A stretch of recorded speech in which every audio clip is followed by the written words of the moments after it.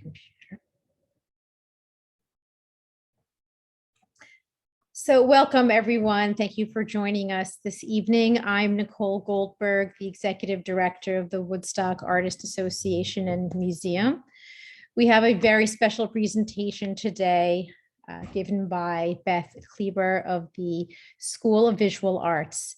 And I will start off the presentation by giving a brief story of how we actually got here to have this presentation given to us by Beth. And I'm asking everyone, when you join the call, please be sure to mute yourself so that we don't hear any background noise at the bottom left of your screen. Please mute yourself. Woodstock Arts Association on, I misread it. Hold on, let me just. Sarah, can you please mute yourself? Or I can do it for you. There we go. All right. So that's just the, to start, everyone, please mute yourself. There will be an opportunity at the end of the lecture to ask some questions, and you can even ask questions in the chat that I can ask for you towards the end. So let me just pull this up here. So and I'm sorry if I'm at WAAM and our internet connection is unstable. So I apologize in advance if I get glitchy. So in the fall of last year, the School of Visual Arts opened this incredible exhibition, SVA Loves Milton, Heart Milton, the Legacy of Milton Glaser. It was an experiential exhibition in their space that was on view for several months. And I had planned to attend with some WAAM members. And a couple of days before, there happened to be a spike in COVID cases. And of course, SVA had to close the exhibition prematurely. So we were unable to come by and see it. I had reached out to Beth right afterwards and asked if there was any opportunity to bring the exhibition to a virtual presentation such as this. And luckily enough, they were able to create this companion exhibition, which features, as you'll see, some videos and information about the exhibition itself. So we'll have kind of a virtual walkthrough of the exhibition with Beth, who is the archives director at SVA and one of the curators of the exhibition, along with many others involved at the school. Of course, Milton Glaser was on the faculty of SVA, an important member of their community, as well as ours here in Woodstock. Milton and his wife, Shirley, were honored at our 2015 gala at WAAM for their incredible contribution, obviously, to the arts and to our community as well. And before we started, I had shown Beth, I'm sure many of you have seen this image which Milton created for WAAM in honor of our centennial year in 2019. This is a poster that we have for sale in our shop, and it's so lovely and it's so him, and we were very honored to have it created by Milton in honor of our 100 years. So I'm going to hand over the lecture to Beth. Stop my share. And as I said at the end, you're welcome to ask questions or put a question in the chat, and I can ask them for you. Beth, go ahead. Okay, great. I'm going to share my screen.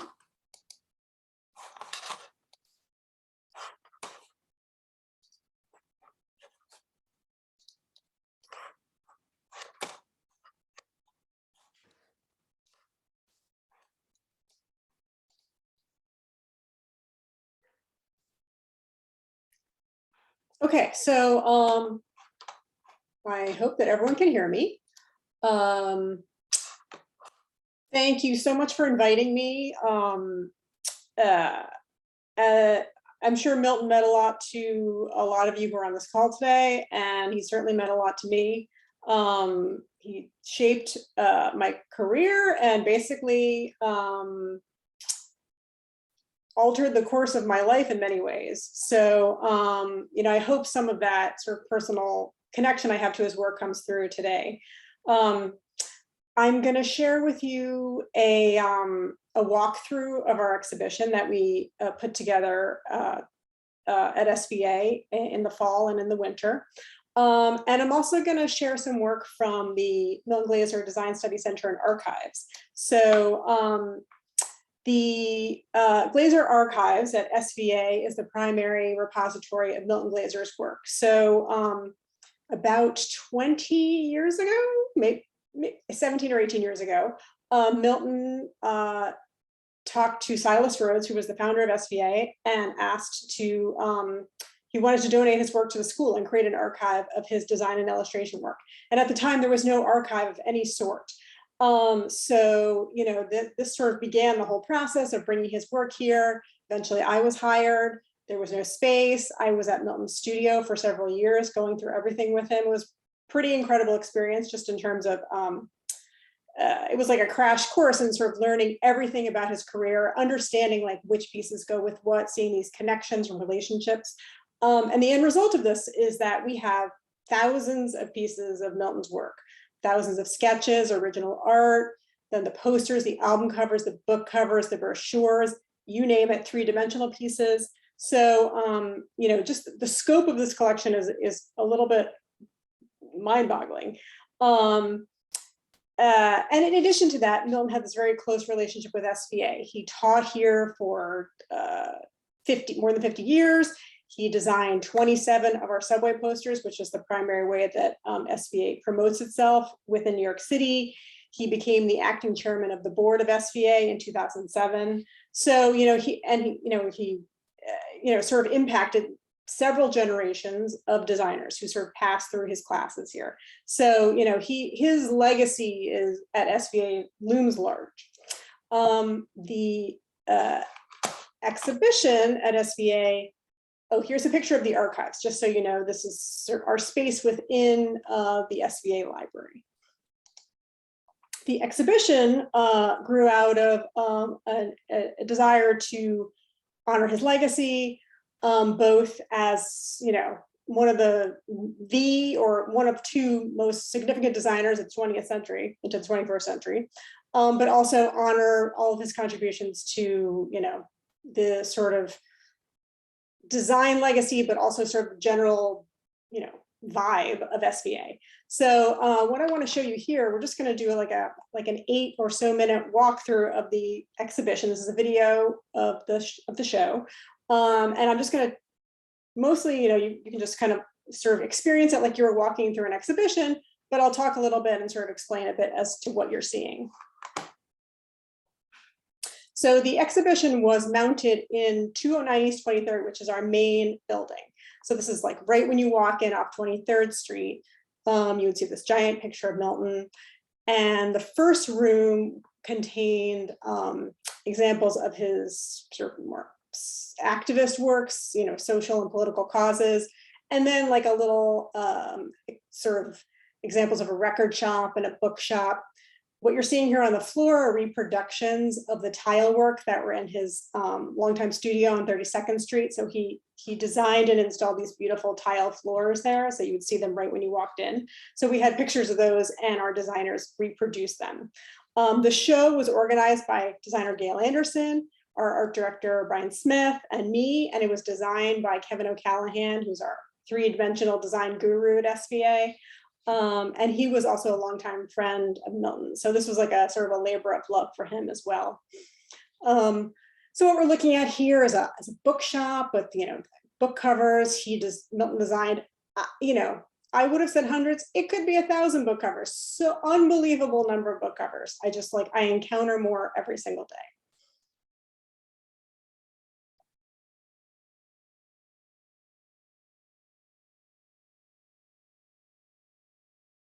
So here we came upon these really wonderful early photographs of Milton as a baby, as a child in the Bronx. There he is with his mother.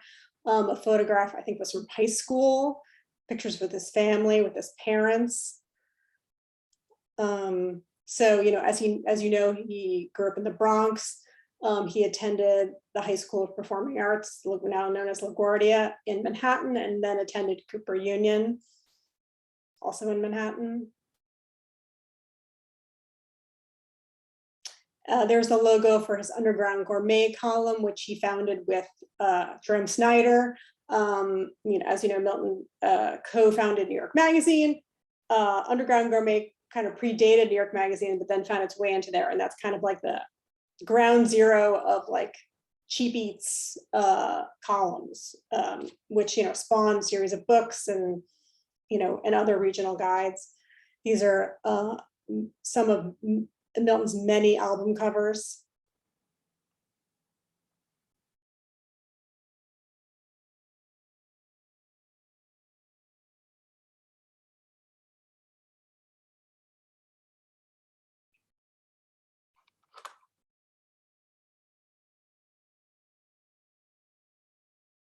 So here we are heading into the second room, which contains a timeline, a recreation of Milton's desk, which we'll get to later, which was pretty incredible.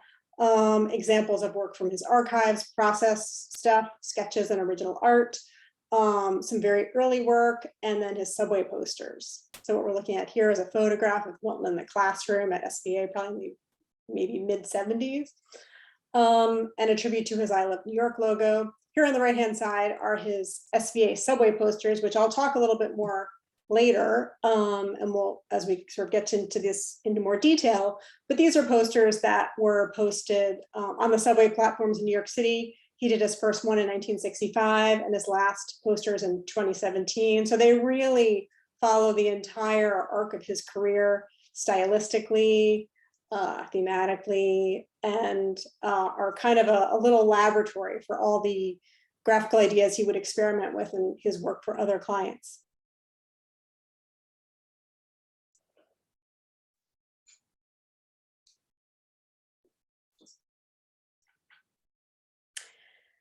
So this is our process wall. So this wall contains sketches and original art, and then final pieces, in this case, posters for maybe 4 or 5 projects.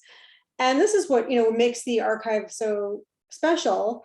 It's not just the chance to see the original final pieces, like to see the poster in person, but to also see the ways in which Milton played with ideas and arrived at a final graphical, solution to a design problem. So, in some cases, it was sort of a quick sketch, to final, and in some cases, there were 10, 12, 15 sketches for a project. Milton also designed the SVA Theater, which is a building on West 23rd Street, a beautiful theater that's used for SVA films and other events, but also it's leased out to, various openings. He designed this 3-dimensional sculpture that you can see on the facade of the building, and I'll show you more of that later.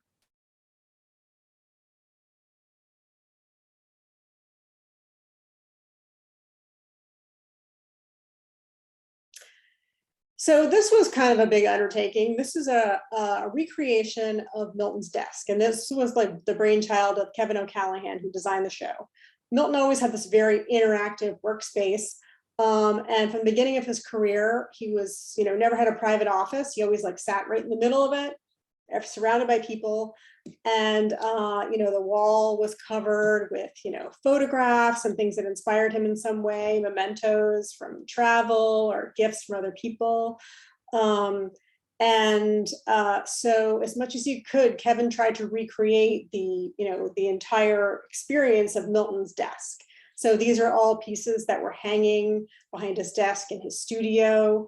Those are buttons that he had hanging in his conference room on 32nd Street, sort of an homage to his father, who worked in the garment industry. It was a cleaning business, dry cleaning business. It was like a garmento, basically.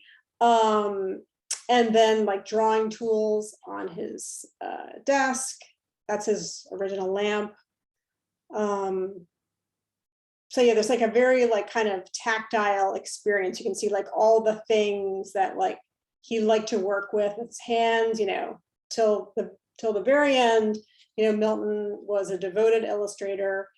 He acknowledged the realities of doing some work on the computer, and his, people who worked for him would do that. He would sit there with him, but he was mostly devoted to working on the page. That's a prototype for a toy he designed called Cubismo. So here's our timeline, which marks out, important dates in his career, and, sort of landmark commissions.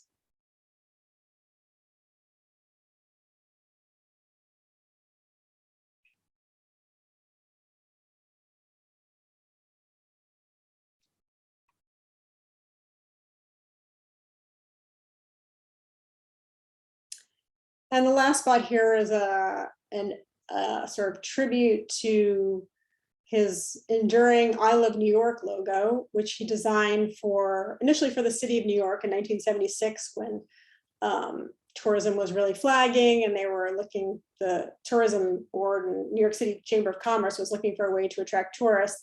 It was later sort of adopted statewide, and Milton created a series of posters for all different regions of New York, including the Catskills, and various regions upstate. So, it's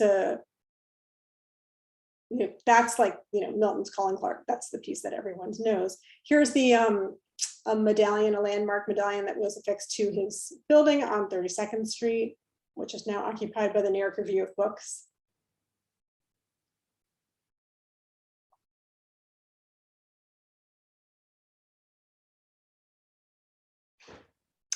And that's it.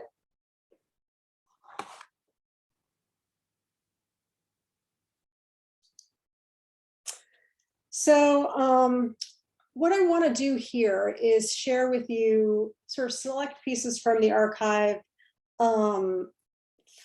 encompassing work outside of the stuff he did for SVA, and then do a little deep dive into the work he did for SVA, which is quite remarkable and probably not so well known by anyone sort of outside the school. So and that stuff I think is very sort of is representative of a lot of work he did across the scope of his career. I think a lot of times he used his SVA commissions as sort of like a little bit of a laboratory to work out ideas.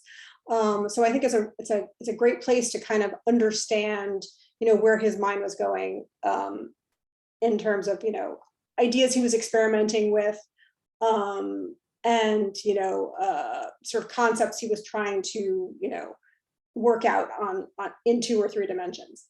What we're looking at here on the left is an extremely early work by Milton from 1953. He did this when he was in Italy after he graduated from Cooper Union. He had a Fulbright scholarship in Bologna, where he studied with Giorgio Morandi, an extremely formative experience. And this was an etching he did under the direction of Morandi. And you can see the sort of the fine use of fine lines, using these lines to create illusions of light, are all things that kind of he took with him and transferred into all kinds of interesting ways in his professional career. So when he returned to New York, he joined up with his Cooper classmates Seymour Quast and Ed Sorel and Reynold Ruffins, and they founded Pushpin Studios. Sort of a precursor to Pushpin Studios was this publication called the Pushpin Almanac, which later morphed into the Pushpin Graphic. And that was the sort of magazine that was generated by the Pushpin Studios to, drum up work, but also as a bit of a sort of experimental laboratory for ideas. When Pushpin came on the scene, in the middle of the 20th century, it's kind of hard to overstate the kind of like revolutionary, it was a sort of a ground shaking event in the world of graphic design. At the time, European style modernism was very much in vogue. Sans serif fonts, a lot of use of photography, and sort of orienting design on a grid. And Pushpin came along, and they were illustrators. They were interested in art historical styles and working that into their contemporary work. They were interested in expressive typography, and they were not minimalists in the least. And, you know, that's not to say that their work was like overwrought or overdone, but it was like distinctly playful and charming, very conceptual, and sort of formed the template for, you know, pop and psychedelic design and illustration that found its way into the mainstream coming into the 60s and early 70s. This is an issue of the pushpin graphic that was designed by Milton, that was an homage to the filmmaker Georges Méliès, and it incorporates all these ideas of movement within the issue with like this kind of flip book conceit in the bottom corners there, where those images would change as you flip the pages. And then you have this drawing of Méliès that sort of moves to the next page, and you can show him jumping, you know, across the page. These are a couple of many book jackets that Milton did in the early 60s for Signet, these reprints of Shakespeare plays. And this is kind of like the next step in the evolution towards his like real kind of like pop psychedelic period. And you can see the Morandi influence in those beautiful thin black lines with these sort of starting to be these like swaths of color filled in, but it's much softer with like a watercolor use. And the drawings almost seem to be half finished. And then heading into the mid 60s, he did this series of album covers for Columbia Records. And this is really like ground zero of this next stage in his stylistic evolution, where you have the curvilinear outlines of figures filled in with these bright, flat pops of color. But you can also see here some starting to experiment with ideas of sort of space and perspective. You can see them sort of pushing back into this cube with those musicians on the left, on the right. So you can start to see like nothing is really that as like simple as it appears. He's always kind of like pushing through the boundaries of the page. Of course, this is the, you know, the poster that launched 1,000 posters, the Dylan poster from 1966 that was folded inside a Dylan Greatest Hits album. And on the right, actually I threw this one, and this is from much later, a portrait of Dylan that he did in the early 90s for Spy magazine. We saw this a little bit in the on the process wall in the show, but these are a couple sketches for the Simon and Garfunkel poster. And this one's an interesting piece just because the type preceded the graphical component here, the outlines of Simon and Garfunkel. So he used this idea of like this three-dimensional type, then applied it to the figures as well.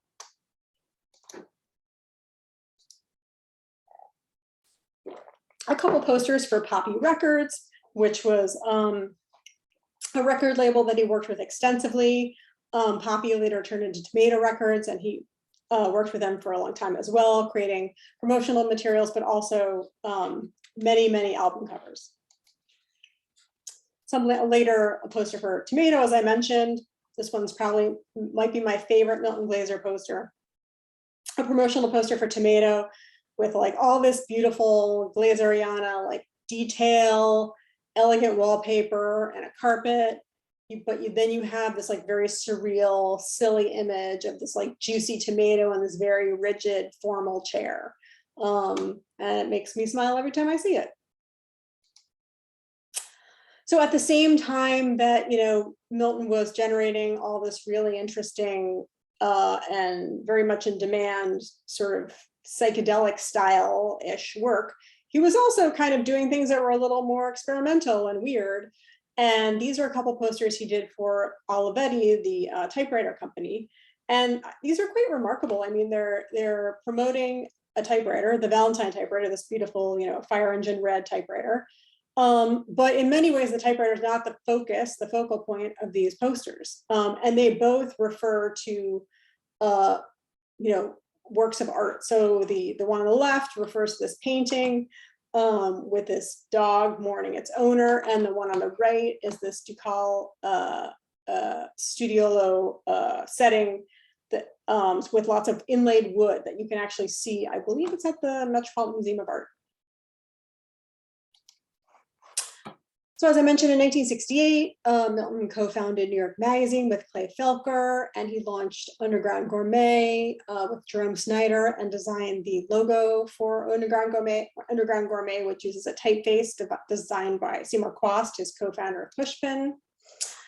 And then in addition to, all the amazing print projects, Milton designed lots of interiors and environmental graphics and wayfinding. So this is a children's store in Manhattan in 1970 called Childcraft.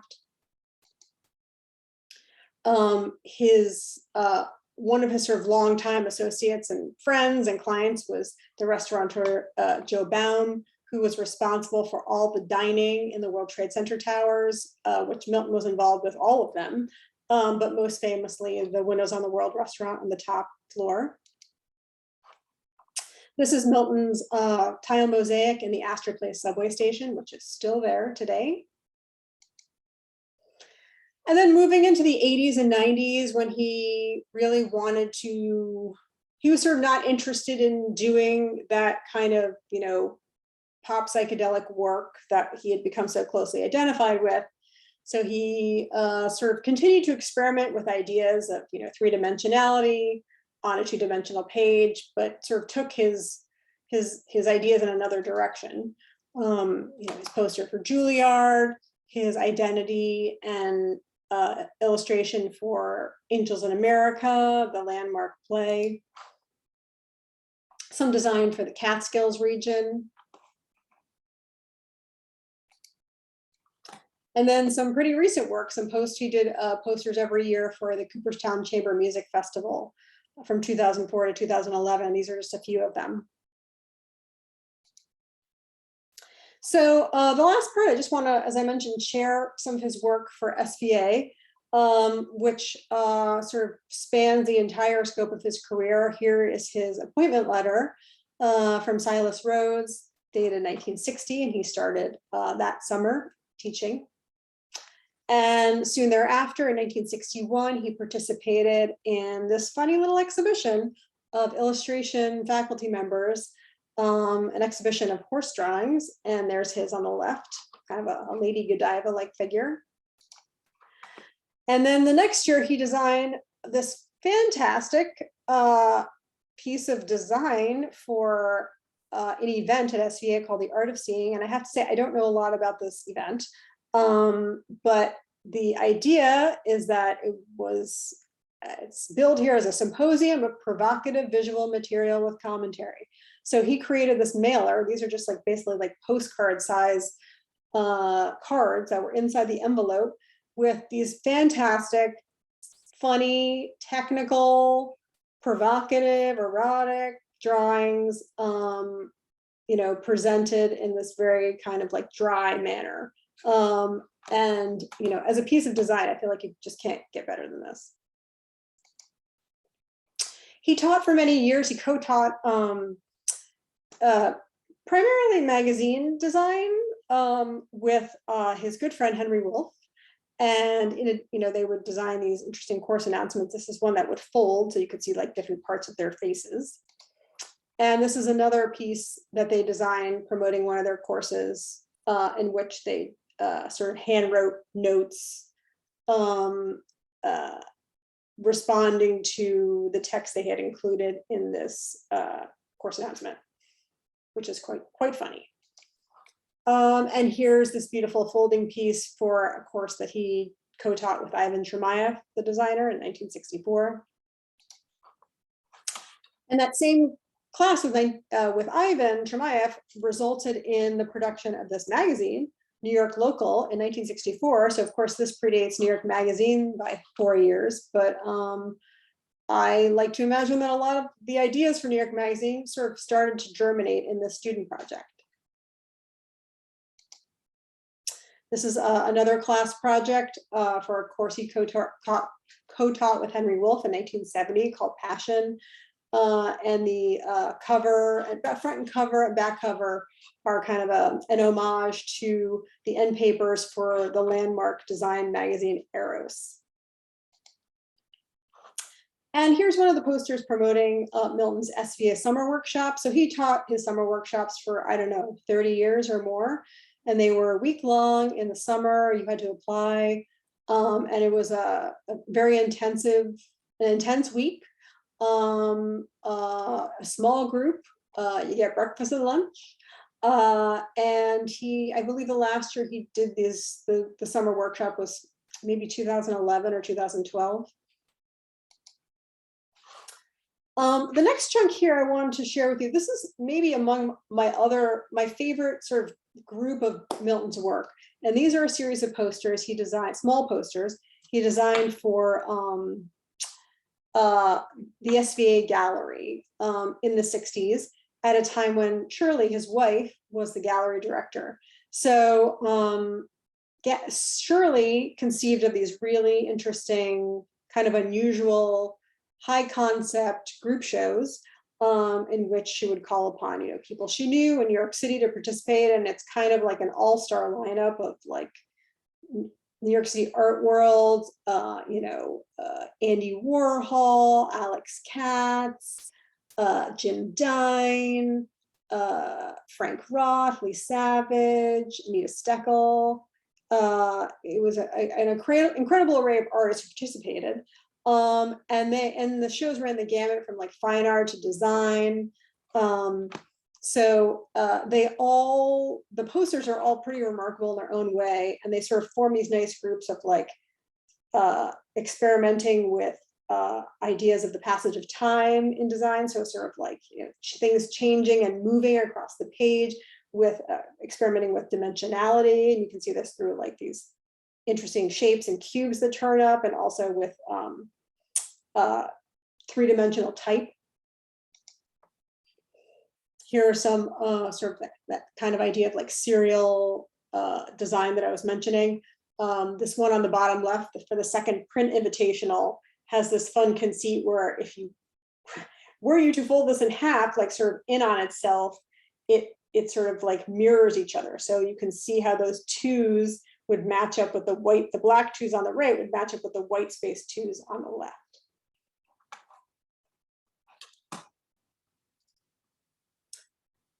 These are some more that are definitely experimenting with optical illusion and ideas of space.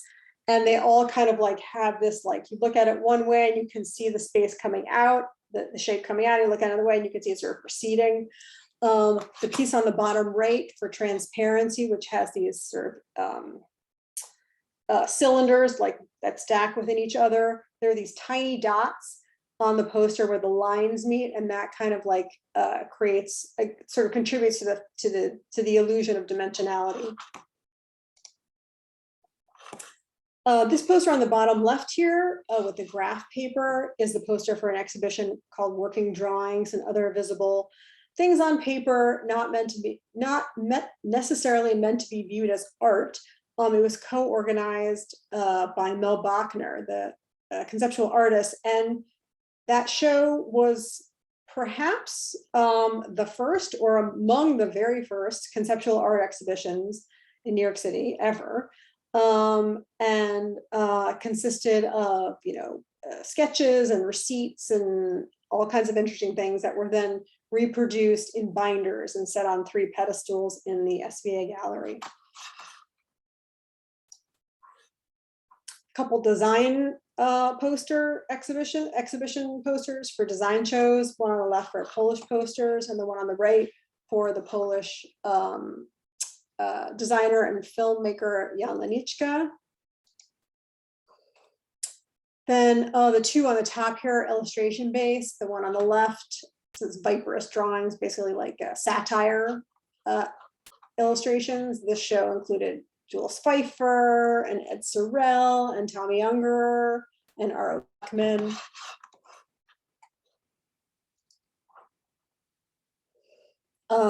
This poster on the left was later produced as a print for MoMA, a very popular print. But this was and sold quite well. This poster in particular was a big hit. And a couple of photography-based posters, and on the right about artist Francis Criss, and the one on the top left, a pretty remarkable show of documentary photographs taken by photographers of SNCC, the Student Nonviolent Coordinating Committee. These are a couple more sort of late 60s, early 70s pieces. The one on the left is a sort of comically high graphical concept where it's a poster promoting scholarships, but he has these plums that sort of represent, you know, a special thing that someone might get, but with little tiny cutouts of the plums that kind of like float above, that correspond perfectly to like the little white spaces on the plums. In addition to the exhibition I just shared with you in the video, SVA hosted 2 other solo exhibitions of Milton's work, including our Master's Series exhibition in 1989, and then Milton Glaser's SVA in 2009, which was more focused on his SVA work.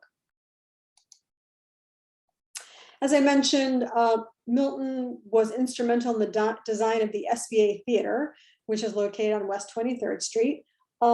He designed this remarkable 3-dimensional rotating sculpture that sits on the facade of the building that's modeled after Tatlin's monument to the Third International.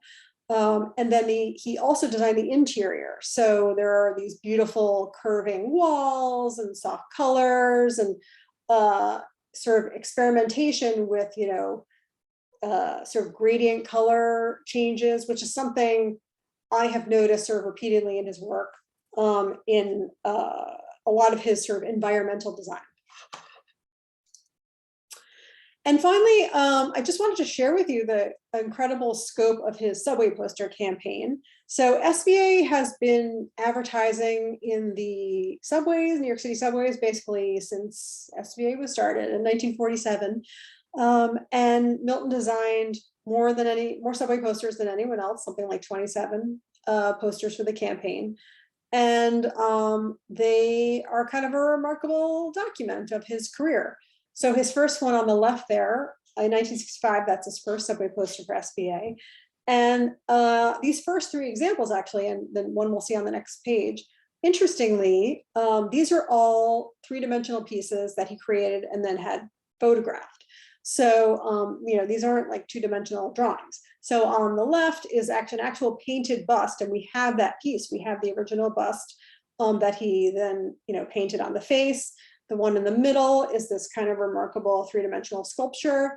And on the right are again, like these sort of this like some kind of presumably paper or cardboard piece with these open doors representing courses you could take at SVA. And then these were all photographed. Probably mostly like, I believe these were all photographed by photographer Saul Mednick. I'm not totally sure. And finally, this next piece on the left here, 1961, is his final 3-dimensional piece for, well, that's not true. We'll see one later, for SVA subway posters, but it's this palette, painter's palette with a rainbow painted on the palette that then continues on a piece of paper behind it. And then this poster for 1971 in the center, this is kind of like represents all the work that he was doing from like 1966 to 1972 with the thin lines, the flat color, the sort of stacked up layered illustration. In this case, you have all these figures which are representing an incredible, you know, scope of courses you could take at SVA. In this case, you could take one of 250 courses at SVA.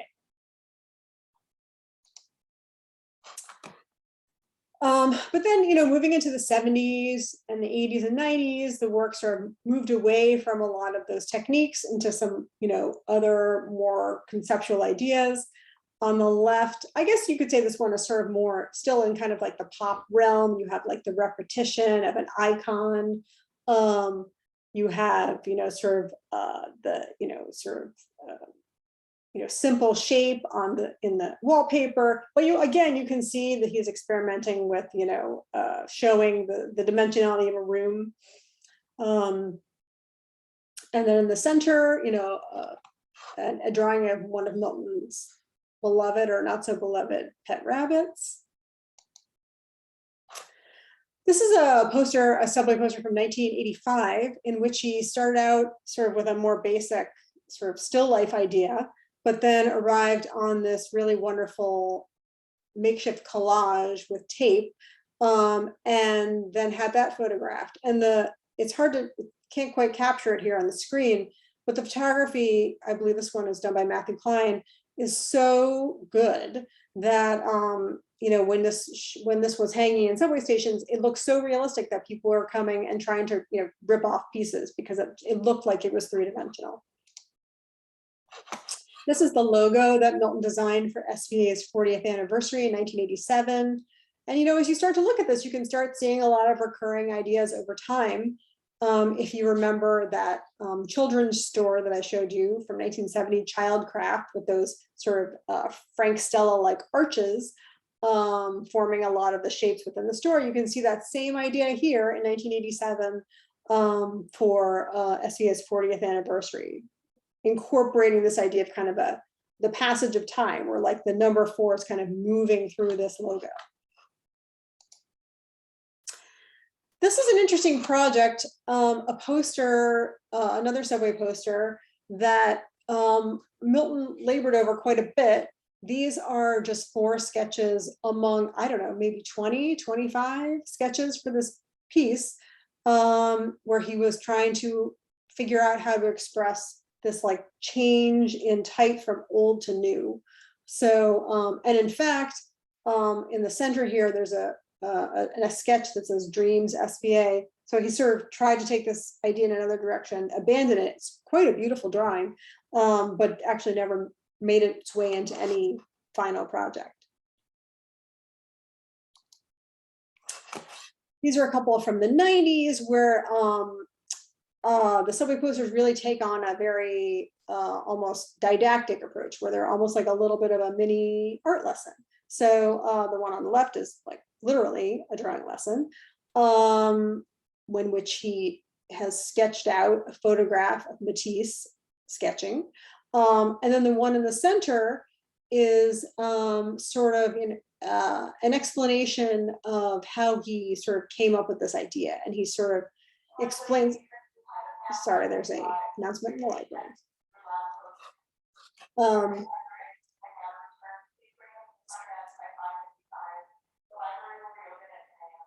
So in this case, he has taken this idea of Magritte's Every Man's Bowler Hat. He's taken the word hat out of whatever and put it in the silhouette of this man.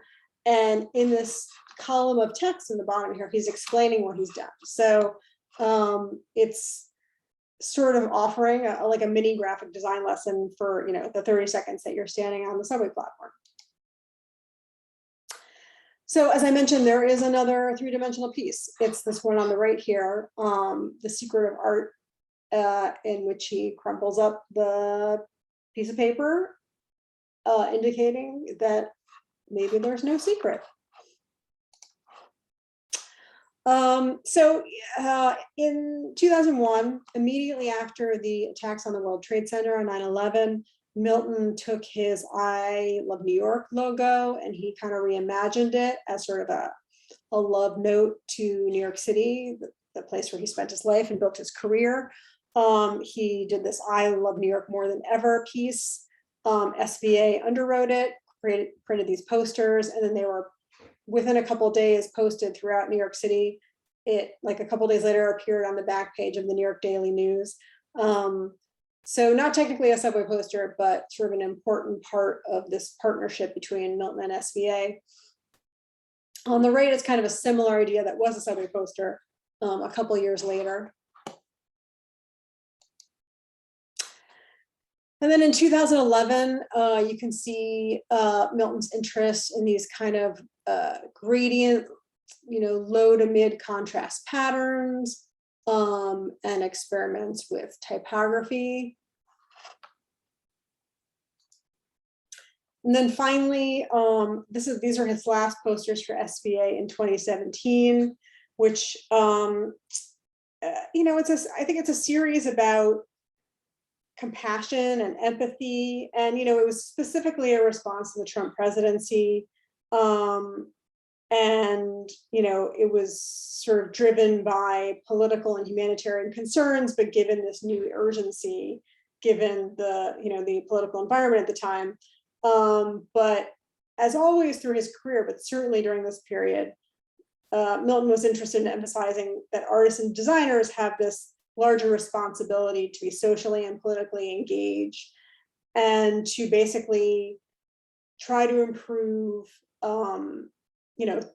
society's condition, to sort of leave the world in a better place than how they found it. So that is it.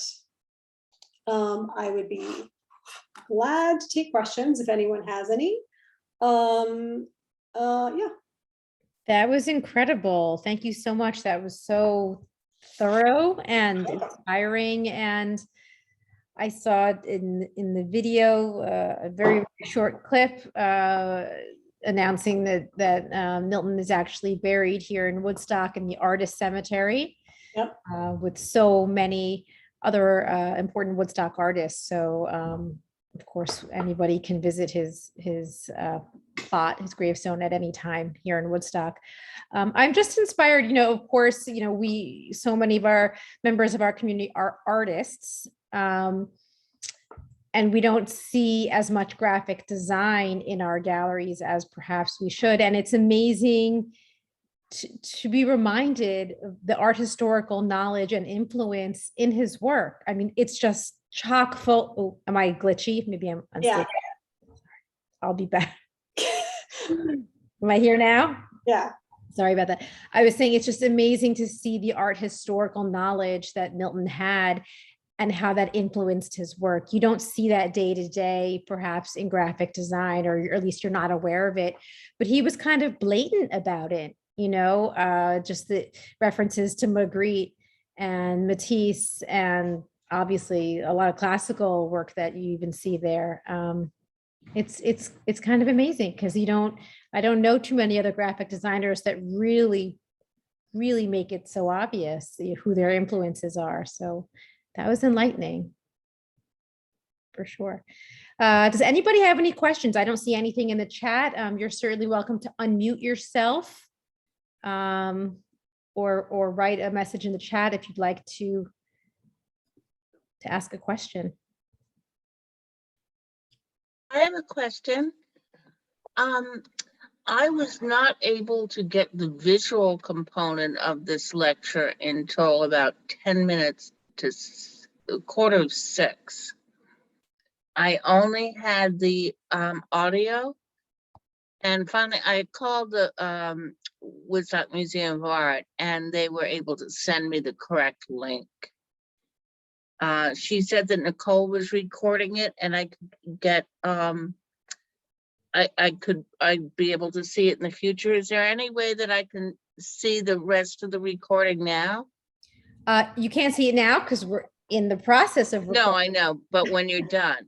I am recording it. I will have to kind of process that and figure out where I'm uploading it, but I will certainly send it to all members of this event tonight. I'll send everybody a link to it once I figure out where to put that link. But yes, Oh, fabulous. I will do Because that. you can imagine how frustrating it was to just hear the audio and not see the pictures.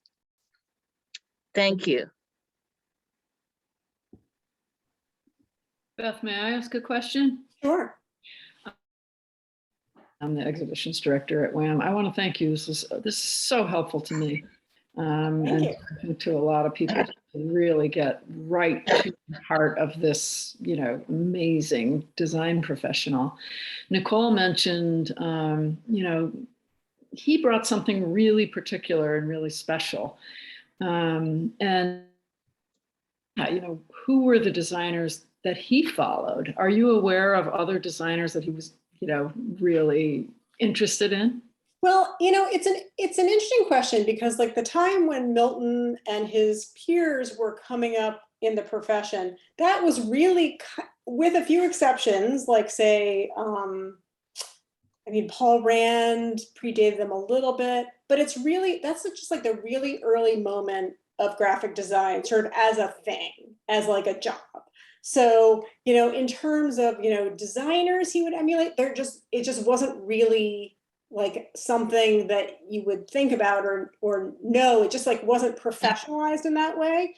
But I think that, really where he drew his influences was from art, from his travels, but also kind of, art styles that sort of, wove their way into like early forms of design, like Art Deco and Art Nouveau, even like Russian constructivism, you see. sure, absolutely.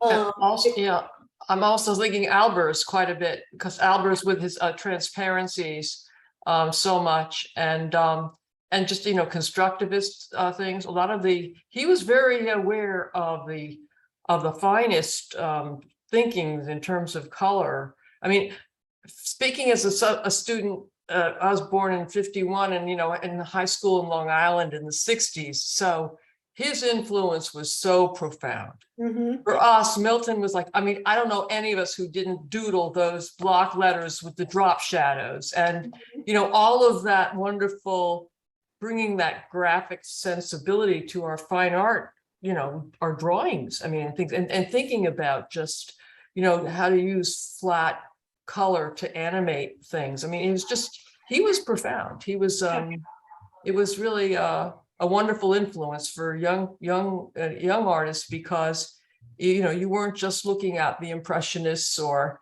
the Renaissance. You were looking at somebody who was dealing with the page in fascinating ways, and it was very much, he infiltrated a lot of the contemporary artists, of course, the Patrick Caulfields and others, but most obviously, but no, he was a profound influence throughout, starting in the 60s. Mhm. Yeah, just one other thing. I think font wise, maybe Sheila Legrand de Bretteville would be somebody that he really connected to, followed him avidly. But I think you're right that it came through very clear in the presentation, and then I'll stop, that he really was the one who created that whole field, and got people excited about it and wanting to do it. So thank you. Sure. I mean, and like, I think, Milton certainly, was like in many ways, like the figurehead of Pushpin Studios, sort of like the public face to a large extent. But, Pushpin Studios as an entity was sort of represented this like new movement in graphic design and this like intense interest in bringing in these like incredible, art historical influences to this like almost like a new idea of like what modern should look like. I'm going to put our board chair on the spot, Maxine Davidowitz, because not only is she our board chair, but she is our in-house graphic designer who does incredible work for WAAM and for our marketing and promotional materials. So Maxine, unmute yourself. See? We can't hear you, Maxine. Unmute yourself. You froze for a second. Oh, I was just, Question. I wasn't a question. I was just saying, Oh, as our in-house graphic designer who does all of our, our incredible well, graphics, what is your influence by Milton? it's funny. I was thinking about this a lot as I was looking at the early work I started my career, in the 70s, and you could look at my portfolio and think I was just copying him and I was totally unaware of it. It's just, he was what graphic design was about when I started. So there's so many things that I did in my earlier days, and probably still, that are just basically, thank you, Milton. Thank you, Milton. Thank you, Milton. He was, just in the ether. So yeah, huge. And can anybody on this call speak to his, well, I see Susanna raising her hand there. Susanna Ronner is also a graphic designer and artist. Please go ahead and tell us your influence.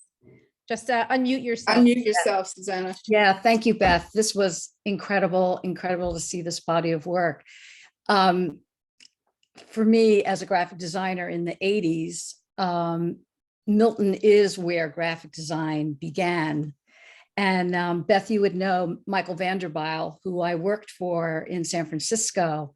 And when he knew I was going to be moving to Woodstock, Michael Vanderbilt is an incredible graphic designer who was very influenced by Milton Glaser, loved him. He's almost like another generation Milton Glaser in many ways, although nobody is going to ever replace Milton Glaser. When he knew I was moving to Woodstock, he said, you have to call Milton.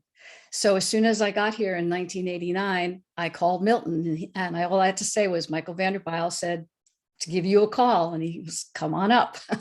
So went up to his house with my portfolio, and just everything he said was just like these pearls. Like, you know, and one thing he said was that I still think about is, what is it that's going to sustain you as a career through a lifetime in graphic design? And when he said that, I almost really didn't understand it. And it's actually taken me years and years to kind of think about that thought. What is it that sustains you visually, creatively, spiritually, as a designer? So he was just amazing. I remember he said he felt like students shouldn't even touch the computer until they're 40.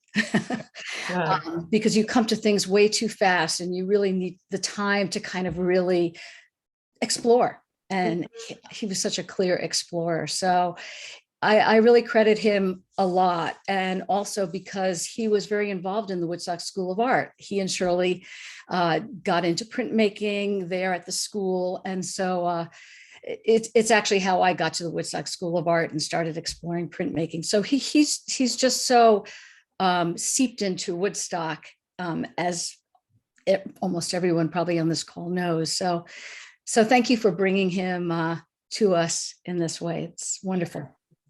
Thank you, Susanna.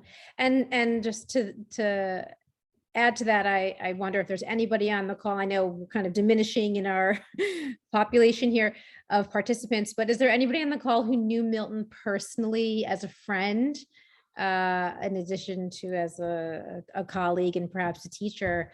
I don't know if perhaps Sylvia and Leonard, if you, or Bruce, did you know Milton personally?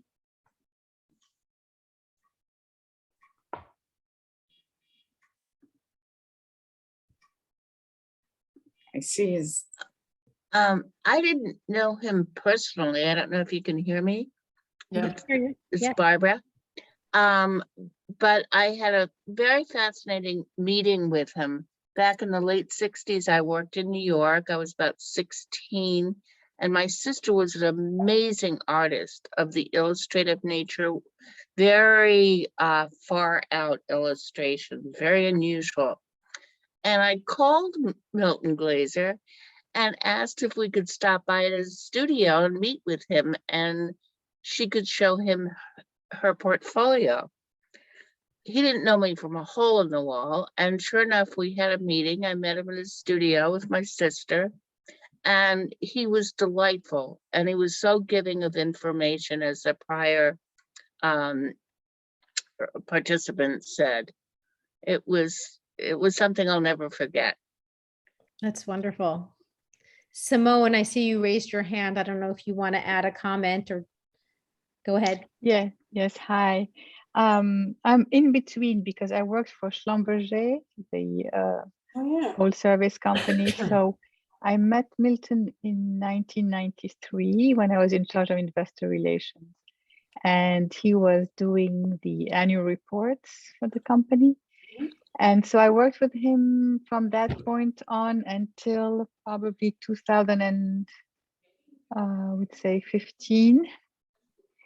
And was really unbelievable. When you showed that his office, I remember his office so clearly, and the meetings we had in the very colorful meeting room, you know, next to his office, and it was always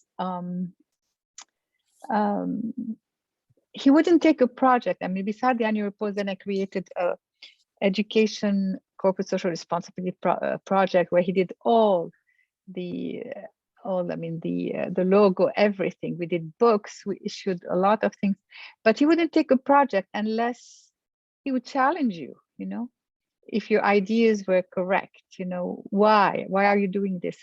Is someone else doing that?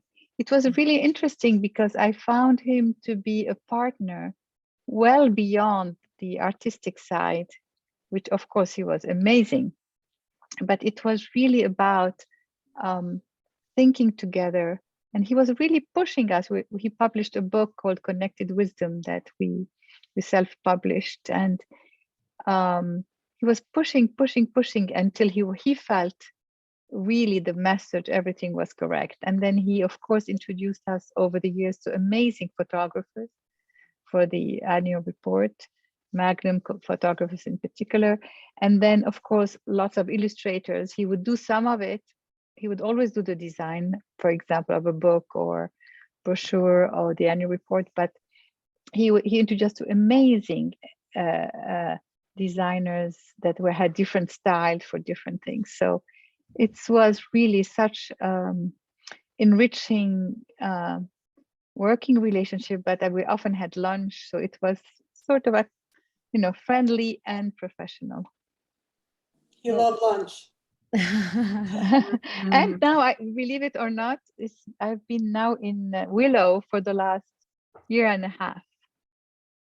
And I haven't managed to reach Shirley at all. And I don't know if you could just tell her that I'm upstate, and I don't know if she's more in the city right now or not, but I would really love to reconnect if she's open to it. Sure. Well, it sounds like he was a great friend to so many, and obviously a huge influence, not only on art and graphic design, but really on culture, American culture. And, you know, there aren't too many people that we can say that really had that impact. And it's just so great to know that he was also a member of the Woodstock community. One of so many artists beloved by hundreds and hundreds of people here in our town. So thank you so much, Beth, for this presentation. It was a shame that we couldn't see the exhibition, but this was certainly second best. And we really appreciate the time you put into putting it together for us. Looks like I'm unstable again. Anyway, so thank you again. It was really wonderful, and we appreciate your time so much. And Welcome. are the archives, are they open to the public? It's been kind of, I mean, it's been really wonky, obviously, for the past couple of years for obvious reasons. Under normal circumstances, we are open to the public. You need to make an advance appointment and, you know, have some kind of research interest. The collection, as an archive, it's not really browsable. So, you know, we like to sort of establish what you want to see in advance. And if you're not sure what that is, we can kind of help you shape that. But yeah, I mean, we are open to, it is not exclusive to SVA by any means. Good to know. Well, thank you and have a good night. And thank you all for coming. Really appreciate Thank you. it. Very great. Welcome. Thanks. Terrific. Bye-bye. Appreciate it. Bye.